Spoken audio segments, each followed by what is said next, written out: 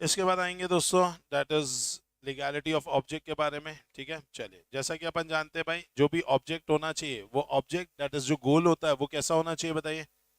Legal होना चाहिए। Very good. तो भाई जो भी ऑब्जेक्ट इन कंसिडरेशन है वो लॉफुल होना चाहिए। अगर वो लॉफुल नहीं होता तो अग्रीमेंट कैसा हो जाएगा? वॉइड। सर ऐसा कहाँ कहाँ होता है जहां पे अग्रीमेंट वॉइड हो जाता है? पहला, अगर आपने कोई भी ऐसा काम किया which is forbidden by law, या फिर ऐसा कोई काम किया है जो कि डिफीट करता है प्रोविजन ऑफ एनी लॉ। देखो, एक केस तो बोला है ये लॉ ने मना किया तुमने कर दिया, गांजा बेचने मना किया तुमने बेच दिया। दूसरा केस ये था, लॉ ने बोला ये करना, तुमने नहीं किया। लॉ ने बोला इनकम टैक्स भरना, तुमने बोला नहीं भरना। तो भाई लॉ ने जो काम करने बोला, तुमने अब उसके बदले कोई और काम कर दिया। उन्होंने बोला टैक्स भरो, तुमने नहीं भरा, तो ये भी क्या है? ये भी क्या गलत है? तो ये क्या आ जाता है? If it defeats the provision of any law.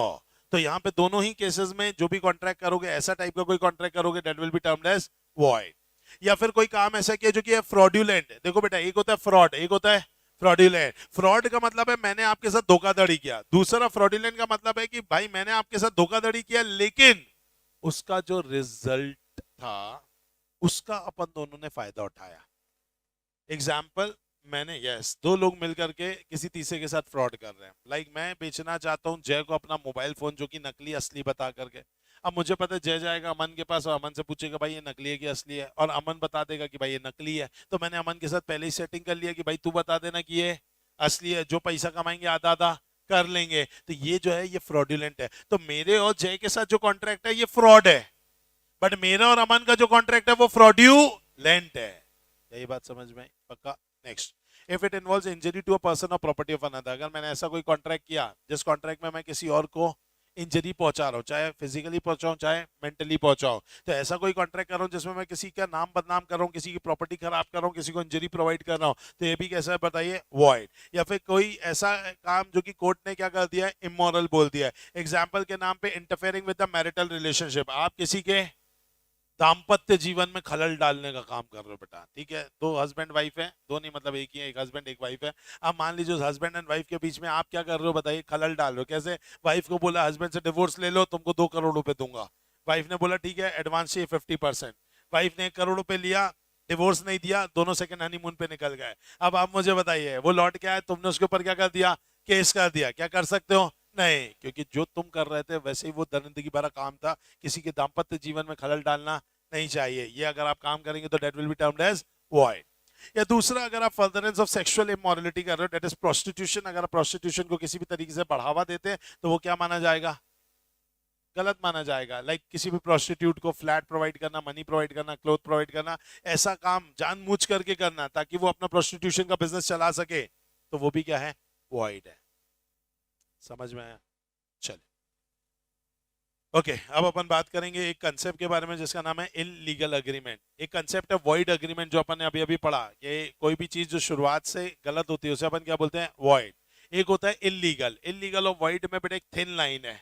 जो वॉइड है वो शुरुआत से गलत है। Like any agreement done with minor is void, where there is no consideration so agreement will be void. तो ये वॉइड है भाई, इसका मतलब सिंपल सा ये है कि तुम केस नहीं कर सकते। लेकिन इलीगल के अंतर्गत बोलते हैं अब तो जेल जाना पड़ेगा, जेल की रोटी खाना पड़ेगा। तो भाई वहां पर जहां पर जेल जाने की बात आ जाती है उस कंसेप्ट में आ जाता है इलीगल। जैसे गांजा बेचा तो जेल जाना पड़ेगा, मर्डर किया तो जेल जाना पड़ेगा, मैंने किसी माइनर को वो साथ कॉन्ट्रैक्ट कर लिया तो वॉइड है बेटा, वो जेल नहीं जाना है मुझे। नहीं तो ऐसे में तो मैं जेल में ही रह जाऊं बेटा। कितने सारे माइनूर आते हैं बेटा बाजू वाली क्लास में, क्लास 12th का 11th का बैच चल रहा है, सब छोटा छोटा क्यूटी पाए बच्चा आते हैं बेटा। अब आप मुझे बताइए क्या कभी आपको न्यूज सुनने मिलेगी नाटा क्लासेस में पड़ी रेड, बच्चों को पढ़ा रहा था अध्यापक चीख चीख करके, उसको कर दिया क्या?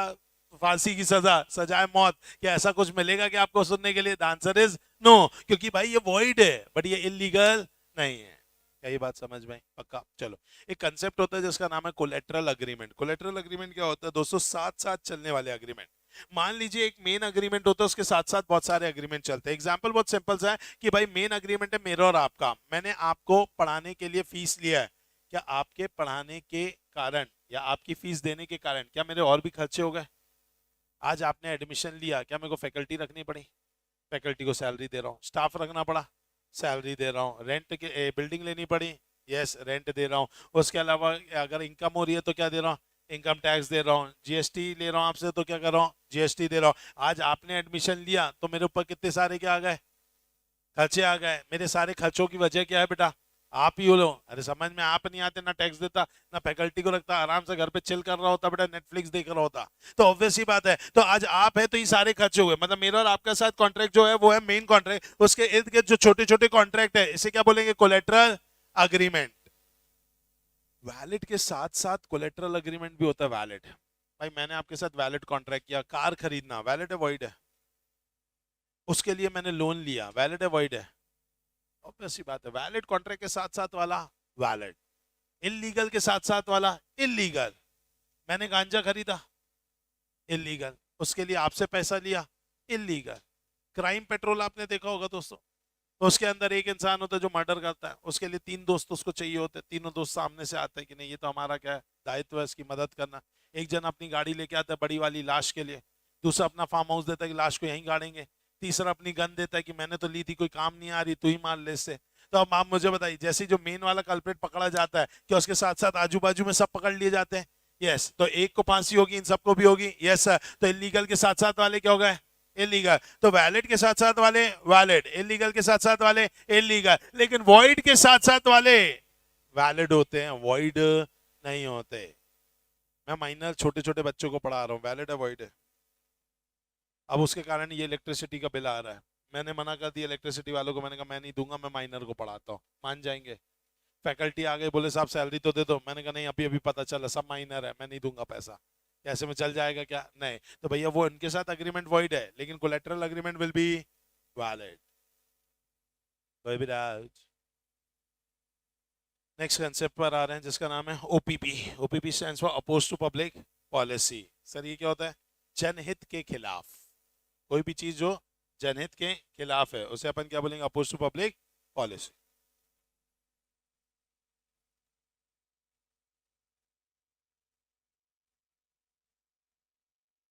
चलिए अब भाई, वैसे अपोज टू पब्लिक पॉलिसी को ऐसे डिफाइन नहीं किया गया, ऐसे बताया नहीं गया है कि क्या क्या अपोज टू पब्लिक पॉलिसी है, लेकिन एक इलस्ट्रेटिव लिस्ट दे दी गई है कि ये काम जो है वो अपोज टू पब्लिक पॉलिसी माना जाता है।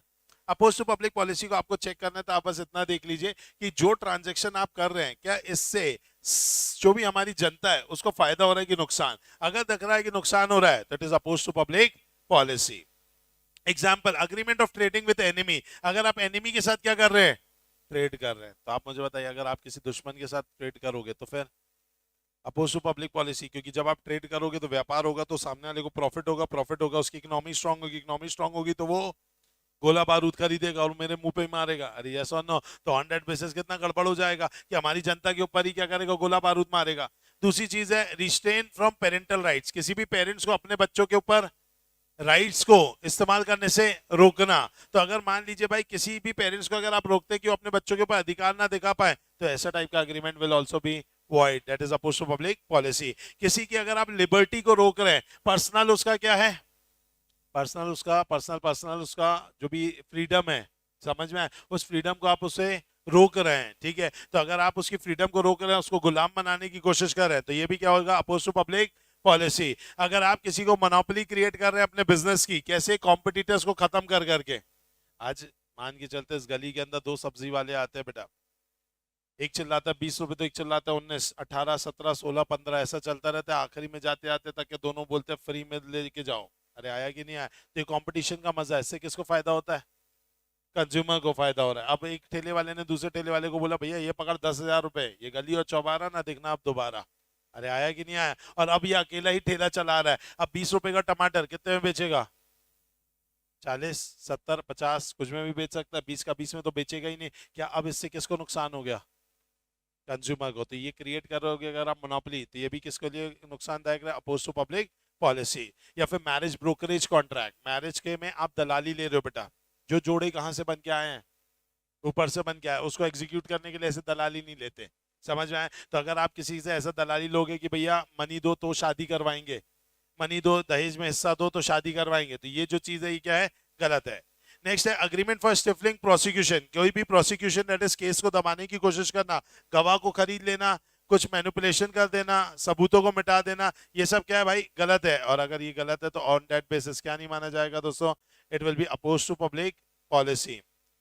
नेक्स्ट थिंग बोला जा रहा है कि अगर मान लीजिए आप क्या करते हैं, आप अगर फॉर एग्जांपल कोई भी ऐसा काम करते हैं जिसमें आप पब्लिक ऑफिसेस को, पब्लिक टाइटल्स को ट्रैफिक करते हैं, ट्रैफिकिंग मतलब बेचना खरीदना, अब पब्लिक ऑफिसर्स मतलब आईएएस आईपीएस, क्या आसानी से बन जाते हैं?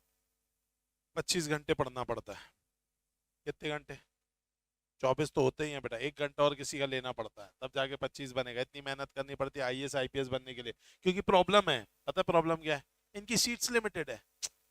प्रॉब्लम ये नहीं कि वो टफ है, टफ तो सी है, लेकिन प्रॉब्लम क्या है, उसमें रिजर्वेशन है, उसमें जमाने भर की पंचायत है। तो तुम कितना अच्छा तुमने चूज किया है, मैं तो बोलता हूँ बहुत लकी हो कि तुम्हारे दिमाग में सीए आया। ना रिजर्वेशन का पंचायत, ना कोई सीट का पंचायत, नहीं कोई अपना क्या बोलते हैं उसको, कट ऑफ का पंचायत, कोई पंचायत ही नहीं है। तुमको 400 में से 200 लाना है, खत्म। 200.5 लाओगे तो भी चलेगा, 201 लाओगे तो भी चलेगा। और सीए की कितनी अच्छी बात है, सिर्फ ऑल इंडिया रैंकर्स को थोड़ा सा ज्यादा इज्जत मिल जाता है, जो मिलना चाहिए। 50 ही बनते हैं, ऐसे थोड़ी ना आईआईटी जैसे कि भैया वो नोट का नंबर जितना क्या हो जाए, रैंक आ जाए। अरे आया कि नहीं आया? तो आईआईटी जैसा वैसा नहीं होता, अपना 50 ही है, समझ में आया? अब उस 50 में से लगभग 70-80 लोग एआईआर आते हैं, क्योंकि एक एक रैंक पे कई बार 2-3 लोग होते हैं। नीट जैसा भी नहीं है कि एक ही रैंक पर 67 लोग आके बैठ जाए। समझ में आएंगे नहीं, थोड़ी इज्जत तो ऑब्वियस ही बात है भाई, तो ऑब्वियस है। तो सीए के अंतर्गत ये अपनी अच्छी बात है। देखो एक समझो कि आप कई बार ना भटक जाते हो, आपको लगता है नहीं सीए नहीं करना, सीए नहीं करना, बहुत टफ है, बहुत टफ है। अरे इस बात को समझो, इससे बेहतर तुम्हारे पास कुछ नहीं है जिंदगी में। ना रिजर्वेशन की पंचायत है, ना कट ऑफ की पंचायत है, ना ही आपका फॉर एग्जाम्पल सीट की पंचायत। तुम्हारे अंदर हुनर है, तुम बन के रहोगे भाई। इसमें ऐसा नहीं है, देखो आईआईटी जेई नीट वगैरह में सबको पता है, लड़ रहे हैं लाखों, चुने जाएंगे 100 में, क्योंकि सीट ही उतनी है। क्या ही कर सकते हैं, केपेबल स्टूडेंट भी रह जाता है बेचारा। यहाँ तो आपको 400 में से 200 लाने हैं, जब इंटर में जाओगे 600 में से 300 लाने हैं। अच्छा तुम लाए हो 300, कोई लाया 350, दोनों की औकात सेम है। सिर्फ ऑल इंडिया रैंकर वाले को थोड़ा डिफरेंट इज्जत मिल जाती है। Getting my point? तुम 300 लाओ तो भी वही हो, तुम 350 लाओ तो भी वही हो 600 में से। जब मैं इंटर की बात करूं या फाउंडेशन में हो तो 400 में से तुम 200 लाए, 250 लाए, एक ही उसमें हो। हाँ 300 350 के बाद थोड़ा ऑल इंडिया रैंकर्स वाले आ जाते हैं, लेकिन फाउंडेशन में वो भी नहीं है। तो जस्ट पास वाला भी तुम्हारे साथ ही बैठा है, और अगर मान लीजिए जो अच्छा मार्क्स लाया वो भी बैठा है। सीए दोनों ही है, कोई थोड़ी ना ऐसा बोलता है कि भाई सीए में मार्क्स लेकर के घूम रहा है कि भाई मैं सीए बना इतने मार्क्स से, ऐसा कुछ भी नहीं होता। हाँ बस एआईआर वाले को इज्जत मिल जाती है। तो अपना कितना शानदार कंसेप्ट है, इससे बेहतरीन क्या मिलेगा?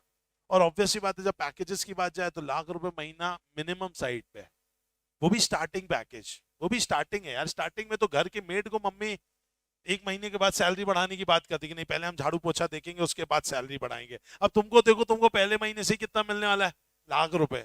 उसके बाद तो अच्छा परफॉर्म करोगे तो 2-3 लाख 4 लाख 5 लाख, कोई हद नहीं है।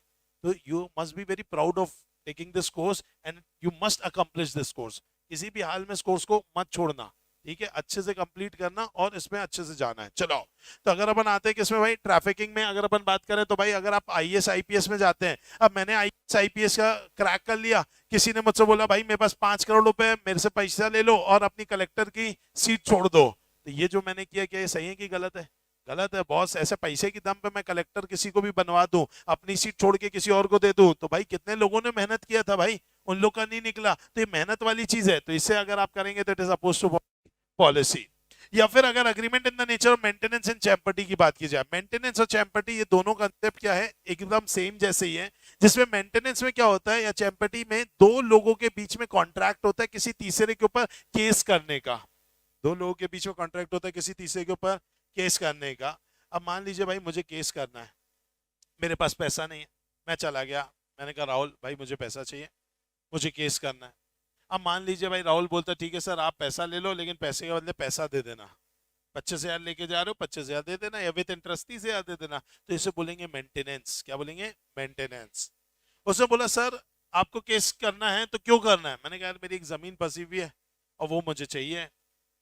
बोले सर जीत जाओगे? मैं कहा हाँ जीत जाऊंगा यार, अगर आप पैसे दोगे तो मैं जीत ही जाऊंगा, बस मेरे पास पैसों की कमी है, मैं अच्छा वकील नहीं कर पा रहा हूँ। तो बोले ठीक है सर पैसा ले जाओ, मत देना पैसा। मैंने कहा वाह। बट बोले सर आप अगर प्रॉपर्टी जीत गए ना तो उस प्रॉपर्टी में क्या देना? हिस्सा। मतलब वो ये बोल रहा है कि भाई हार गए तो चलो ठीक है मत देना कुछ, लेकिन जीत गए तो प्रॉपर्टी में हिस्सा मिलेगा। इसे बोलते चैम्पर्टी। क्या बोलते हैं? चैम्पर्टी। दोनों इंडिया में वैलिड है, लेकिन अगर मान लीजिए इसके अंतर्गत जो कॉन्ट्रैक्ट में टर्म्स हैं अगर वो अनरीजनेबल हुए तो it will be oppose to public policy. यही बात समझ में? यस और नो? चल, इसके अलावा अगर अपन बात करें दोस्तों, तो इसी अपोज टू पब्लिक पॉलिसी की कड़ी में आते हैं रिस्ट्रेन के पॉइंट्स। और रिस्ट्रेन के 3 पॉइंट्स बेटा। एक है restraint of marriage, restraint of legal proceedings और restraint of trade. Restraint of marriage मतलब अगर मान लीजिए भाई क्या किया जा रहा है, शादी को रोका जा रहा है। तो अगर मान लीजिए अगर आप किसी को शादी करने से रोक रहे हैं, जिसके लिए वो पैदा हुआ उसी के लिए रोक दोगे बेटा, कैसे चलेगा? तो ऑब्वियस सी बात है। तो अगर आप किसी को शादी करने से रोक रहे हैं तो this is restrain of marriage, it is void. लेकिन अगर मैं आपको इनडायरेक्टली रोक रहा हूं तो वो वॉइड नहीं है। लाइक मिस्टर एक्स से 100 करोड़ का आदमी था, तो दो औरत से शादी कर लिया बेटा, वाई और जेड से। इसने शादी कर ली बेटा, लेकिन ज्यादा समय जी नहीं पाया, दो को संभालना था, इस चक्कर में ही चला गया। तो वाई और जेड ने आपस में अग्रीमेंट किया कि यार ये 100 करोड़ रुपए जो हैं ये अपने पास रहेंगे, लेकिन अगर हम दोनों में से किसी ने भी शादी कर लिया तो फिर उसको 100 करोड़ में क्या नहीं मिलेगा? हिस्सा नहीं मिलेगा। तो वाई और जेड ने आपस में अग्रीमेंट किया कि शादी करोगे तो 100 करोड़ नहीं मिलेगा, शादी नहीं करोगे तो 100 करोड़ में हिस्सा मिल जाएगा। अब इसके अंतर्गत ऐसा कुछ आपको रोका नहीं गया है, आपको बस ऑप्शन दिया है, शादी करनी है तो 100 करोड़ भूल जाओ। Getting my point? अब तुमको अच्छी पार्टी मिल गई, तुम चले जाओ। 100 करोड़ से ऊपर वाली मिल गई तो तुम भाई चले जाओ, नहीं है तो फिर बैठे रहो भाई, 100 करोड़ में हिस्सा मिलेगा। तो ये रिस्ट्रेन जो है ये है इनडायरेक्ट, और इनडायरेक्ट रिस्ट्रेन इज वैलिड। तो अगर तुम डायरेक्टली रिस्ट्रेन करते हो कि मैं शादी करने नहीं दूंगा, ये वॉइड है। लेकिन इनडायरेक्टली रिस्ट्रेन लगाओगे तो कैसा है? वैलिड। यही बात समझ में? चल, नेक्स्ट है क्या? Restrain of legal proceeding. What is this legal proceedings? Case करना। किसी को केस करने से अगर आप क्या कर रहे हैं? रोक रहे हैं। तो अगर आप किसी को केस करने से रोकते हैं दोस्तों, तो ये भी कैसा है? वॉइड। अरे यार, ये तो हमारे देश का संविधान ने अलाउ किया है कि केस करने मिलना चाहिए। अगर मान लीजिए अब आप केस करने से किसी को रोकेंगे तो कैसा माना जाएगा बताइए? वॉइड। Thank you. चलो, तो अगर अपन बात कर रहे थे किसकी बेटा? सेल ऑफ गुडविल की। वापस से मैं रिवाइज करा देता हूँ ऑनलाइन वाले बच्चों, आपको वापस से रिवाइज करा दे रहा हूँ कि भाई सेल ऑफ गुडविल में अपन ने क्या समझा कि मान लीजिए मैंने अपना ब्रांड नेम किसी और इंसान को बेच दिया। अब ये ब्रांड को तो मैंने ही बनाया, मुझे तो पता ही है जीरो से लेके करोड़ों तक कैसे जाना है। तो मैंने अपना ब्रांड नेम किसी को बेचा, और अगर मैं सेम बिजनेस में उतर जाऊंगा तो मैं तो किसी भी नाम को वापस से ब्रांड में कन्वर्ट कर दूंगा। तो ऐसे में प्रॉब्लम क्या चली जाएगी कि जिसने ब्रांड खरीदा उसको लगेगा कि भाई ये तो मेरे साथ गलत हो गया, मतलब पैसा भी नहीं आ रहा, ब्रांड का पैसा देना पड़ गया। तो ऐसे केस में जो बायर है वो बोल सकता है कि भैया आप सेम बिजनेस में एक रीजनेबल टाइम तक, एक रीजनेबल एरिया तक के नहीं एंटर करोगे। अब वो मुझे धंधा करने से रोक रहा है, तो ये रोकना सही है कि गलत है? सही है। चलिए, नेक्स्ट थिंग बोला जा रहा है दोस्तों, पार्टनरशिप एक्ट। पार्टनरशिप के अंतर्गत अपन ने ये चीज समझी है कि अगर मान लीजिए कंटिन्यूइंग पार्टनर की बात की जाए, व्हाट इज कंटिन्यूइंग पार्टनर बेटा? जो मेरे साथ काम कर रहा है। अब जो मेरे साथ काम कर रहा है, क्या उसे और भी कहीं काम करने का मौका मिलना चाहिए क्या? नहीं बॉस, वो तो वहां लेके चले जाएगा सबको। तो कंटिन्यूइंग पार्टनर को बोल दिया जब तक तू मेरे यहाँ काम कर रहा है और कहीं काम नहीं करेगा। क्या मैं उसे बिजनेस करने से रोक रहा हूँ? Yes sir. लेकिन ये रोकना वैलिड है वॉइड है? वैलिड है। अच्छा, पार्टनर मुझे छोड़ करके जा रहा है, अब छोड़ करके जा रहा है तो उसको तो मेरे बारे में सारा आइडिया है, आप लोग के बारे में आइडिया है। अब वो जाएगा तो आप लोग को भी लेके जा सकता है, तो मैं उससे क्या बोलूंगा कि सेम बिजनेस नहीं करना, एक रीजनेबल टाइम तक, एक रीजनेबल प्लेस तक मत करना। आखिर मैं उसे रोक रहा हूं क्या करने से? धंधा करने से। तो ये रोकना वैलिड है कि वॉइड है? वैलिड है। क्या ये बात समझ में आई दोस्तों? पक्का? चलिए, नेक्स्ट थिंग बोल रहा है judicial decision. So what is this judicial decision? Judicial decision का मतलब हो जाता है दोस्तों कि यहाँ पर मैं क्या कर रहा हूँ, मैं यहाँ पर कोर्ट ने कुछ आदेश दे दिए, जिन आदेशों के अंतर्गत अब हमें अधिकार, हम यहाँ पर कोई इंसान अगर बिजनेस करने से रोक भी रहा है तो वो रोकना विल बी व्हाट? वैलिड। जिसमें पहला बोला है sole dealing agent. Sole dealing agent मतलब कि भाई आज मुझे बताओ, व्यापार का असली मजा किसमें? कस्टमर ज्यादा होने में कि कम होने में? ज्यादा होने में। अब एक बंदा मेरे पास आया, मैं हूं लक्स, मेरी कंपनी का नाम क्या है? लक्स, मैं साबुन बनाता हूँ। HUL नाम की एक कंपनी का बंदा मेरे पास आया और मुझसे बोल रहा है सर ऐसा करो कि पूरा लक्स साबुन जितना तुम बनाते हो 10 लाख 20 लाख 25 लाख पूरा मेरे को बेचो, मेरे अलावा तुम किसी और को नहीं बेचोगे। अब मुझे बताओ, बीइंग अ लक्स कंपनी, क्या ये मेरे लिए फायदे का सौदा कि नुकसान का? फायदे का है बॉस। घर बैठे बैठे एक ही आदमी को सब कुछ बेच डालना है। नहीं तो पहले तो घर से बाहर निकलना पड़ता था, मार्केटिंग करना पड़ता था, लाखों एम्प्लॉयज को रखता था, तब जाके माल बिकता था। अब तो अपन को पूरा माल किसको देना है? एक ही को ही देना है ना यार। समझ में आया कि नहीं आया? तो आखिर देखा जाए तो मेरे कस्टमर लिमिटेड हो गए।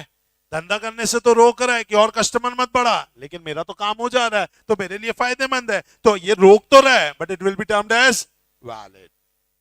अरे आया कि नहीं आया? और यही तो फ्रेंचाइजी सिस्टम में चलता है। डोमिनोज वाला क्या बाजू से पिज्जा हट भी बेच सकता है क्या? नहीं, डोमिनोज वाला बोलता है भैया मेरे से डील किया तो मेरे से भी डील किया, फिर भाई यहाँ पिज्जा हट का नामो निशान नहीं होना चाहिए। Getting my point? चलिए दूसरा, trade combination. What is this trade combination? कई बार लोग क्या होते हैं कंबाइन करके बिजनेस करते हैं। एग्जांपल जैसे सब्जी मार्केट में ना पूरा कॉम्बिनेशन का बिजनेस है, गोल्ड मार्केट में पूरा कॉम्बिनेशन का बिजनेस होता है। एक एक एक एक एक एक प्राइस जो एक दुकान में मिल रहा है वही सेम प्राइस तुमको दुकान में मिलेगा। अगर 60,000 रुपए का गोल्ड है तो हर दुकान में कितने का है?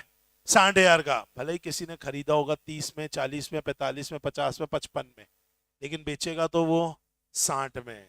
चाहे तुम कुछ कर लो वो नहीं बेचेगा आपको, कम का बिल बनाएगा ही नहीं, क्योंकि पता है किसी को पता चल जाता है तो आपस में एसोसिएशन में लड़ाई हो जाती है।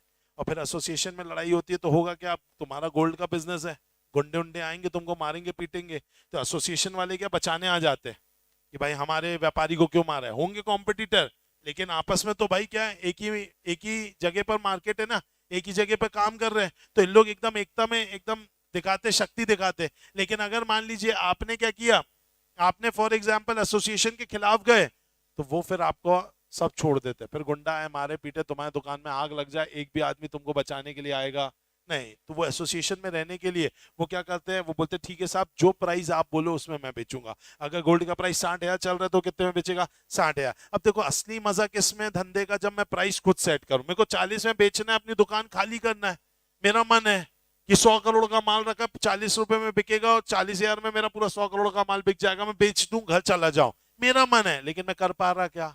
नहीं। तो यहाँ पे तो एक तरीके से आप धंधा करने से रोक रहे ना, बट इट इज वैलिड, ये चलता है, ये सब्जी मार्केट में भी चलता है, गोल्ड मार्केट में भी चलता है। लेकिन देखो बेटा अनरीजनेबल नहीं होना चाहिए। ऐसा नहीं होना चाहिए कि सब्जी मार्केट में बोले भैया टमाटर 20 का है लेकिन अपन तो 2,000 रुपए किलो रखेंगे, सब लोग 2,000 किलो में बेचेंगे। ये आप जो कर रहे हो ये मोनोपोली का फायदा उठाने की कोशिश करो। It will be oppose to public policy. Next हो जाता है service agreement. What is the service agreement? Service agreement का मतलब है कि आप भाई जॉब में क्या कर रहे हो, जॉब में अगर जॉब करते हो तो इसी कंसेप्ट को अपन बोलते हैं सर्विस। अब होता क्या है, जो इंसान मेरे यहाँ जॉब कर रहा है क्या मुझे उसे अलाउ करना चाहिए कि वो और कहीं पे भी जॉब कर पाए?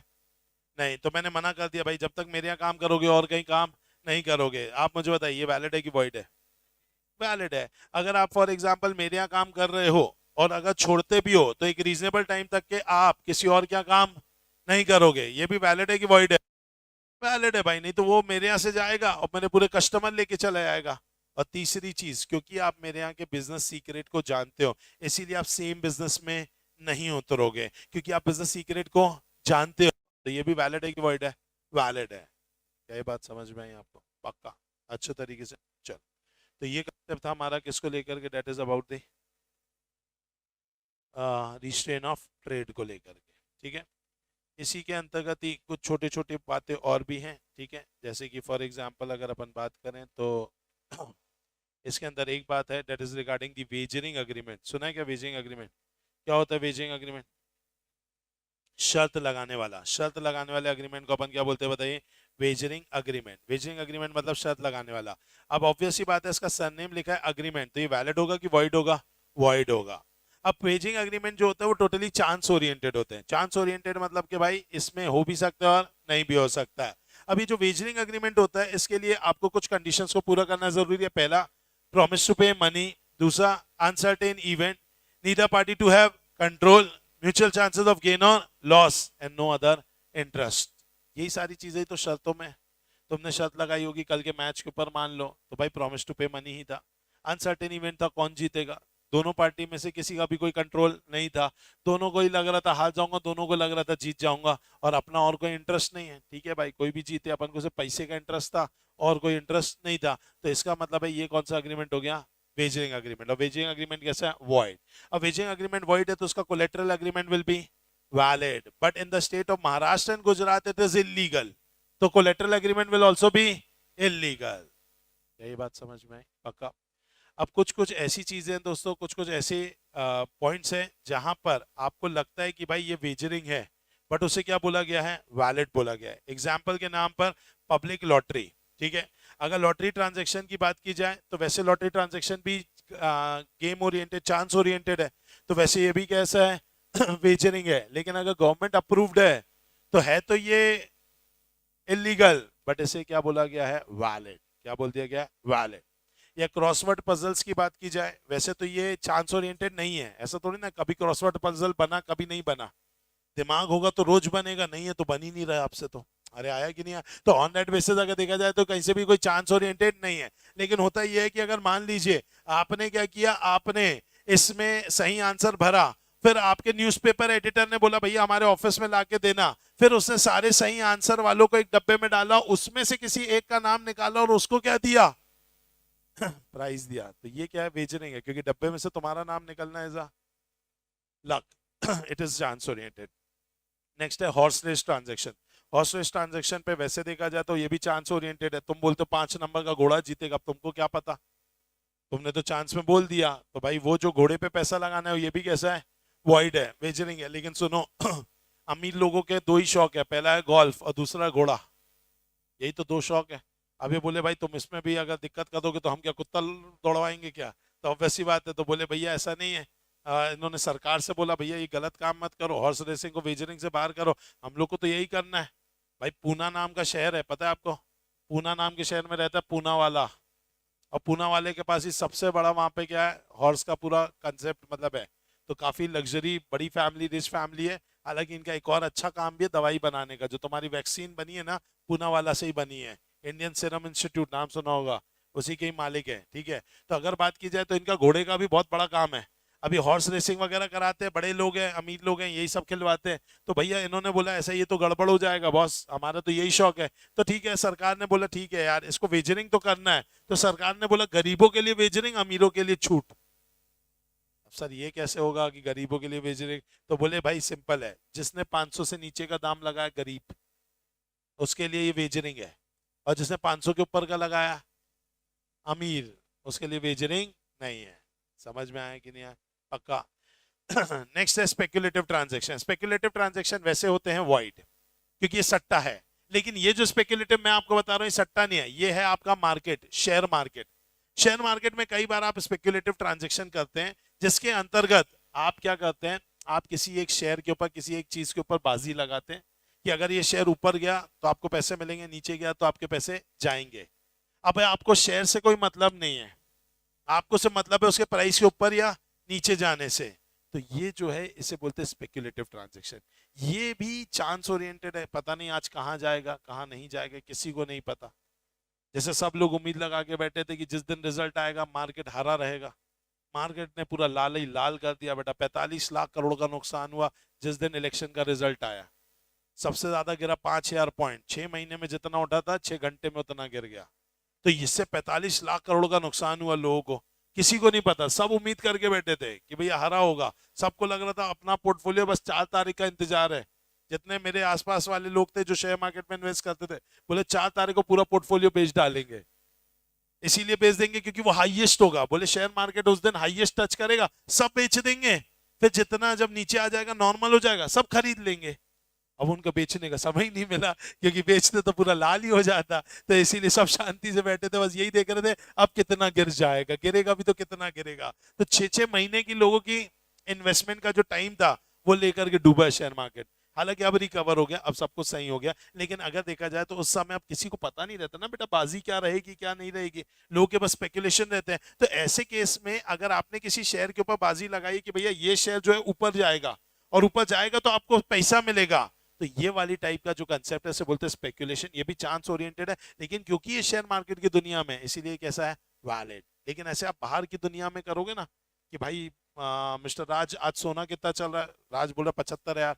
मैंने कहा राज ये कल बढ़ेगा ना, तो जितना बढ़ेगा तुम मुझे पैसे दोगे, और गिरा तो जितना गिरेगा मैं तुम्हें पैसे दूंगा। ये जो हम दोनों खेल रहे हैं ये गलत है, ये वेजरिंग है, ये वॉइड है। लेकिन यही शेयर मार्केट में खेलोगे तो क्या है, स्पेक्युलेटिव है, और जो क्या है सही है, वैलिड है। समझ में आया? चलिए नेक्स्ट।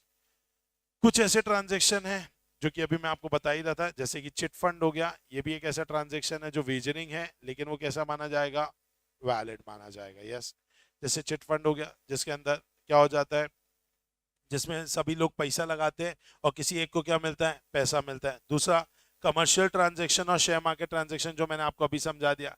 अच्छा, game of skills and athletic competition, इसके अंतर्गत यहाँ पे एक अलग एक्ट है जिसके कारण दिक्कत चली गई, और एक्ट है price competition act. Price competition act बोलता है कि अगर प्राइस फॉर एग्जाम्पल 1000 रुपए से ऊपर दोगे तो हम इसे क्या मानेंगे, वेजरिंग। बाकी तो वो है वैलिड, क्योंकि भाई स्किलफुल गेम है, ये चांस ओरिएंटेड नहीं है। कौन सा ओरिएंटेड है, दिमाग ओरिएंटेड है। एंड लास्ट वन है कॉन्ट्रैक्ट ऑफ इंश्योरेंस। क्या ये बात समझ में आई दोस्तों, पक्का? Last concept of the day, contingent contract. ठीक है, कंटिजेंट कॉन्ट्रैक्ट में कंटिजेंट का मतलब होता है हो भी सकता है और नहीं भी हो सकता है। मतलब एक ऐसा कॉन्ट्रैक्ट जो कि